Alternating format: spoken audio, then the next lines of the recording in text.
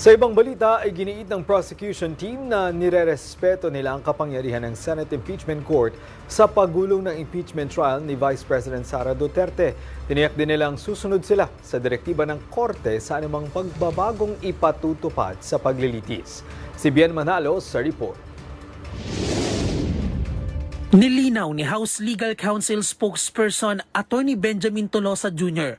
na mungkahi ng Senate Impeachment Court at hindi ng prosecution team ang magiging pagbabago sa pag-usad ng impeachment trial ng Vice Presidente, kung saan papayagan ng maglatag ng ebidensya ang defense team pagkatapos magpresenta ng ebidensya ng prosecution sa bawat article of impeachment bago magpatuloy sa susunod na kaso. Sang-ayon nila sila sa naturang proposal at susunod lang sa direktiba ng Korte. It was made clear that this suggestion was actually first discussed by Senate President Gatchalian and the presiding officer, Chis Escudero, and then this matter was brought to the parties and asked if we will agree with it. Iginagalang aniya ng prosecution ang kapangyarihan ng Korte sa pag-uusig.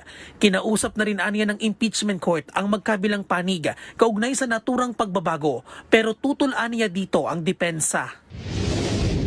We said that we're amenable to that suggestion.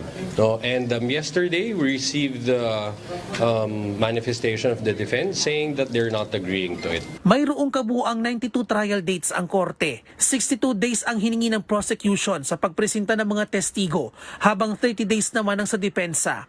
11 araw ang hiniling ng prosecution para iharap ang kanilang mga testigo kaugnay sa Article 4, kabilang na si NBI Director Melvin Matibag. Kasama rin dito ang paghiling nila ng subpoena para sa tax at bank records ng ikalawang Pangulo at ng mister nito. So ultimately, may discretion dito ang impeachment court, regardless of the preference of the parties. So we will respect whatever decision the impeachment court will reach on this matter. At the end of the day, ang pinaka-importante sa amin, ang may discretion ng impeachment court kung ano sa tingin nila mas makakabuti para sa lahat.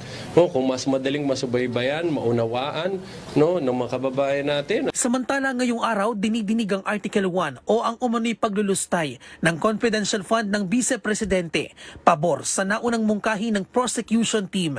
Para sa totoong balita sa Bagong Pilipinas, Bien Manalo para sa 13 sa tanghali ng Congress TV.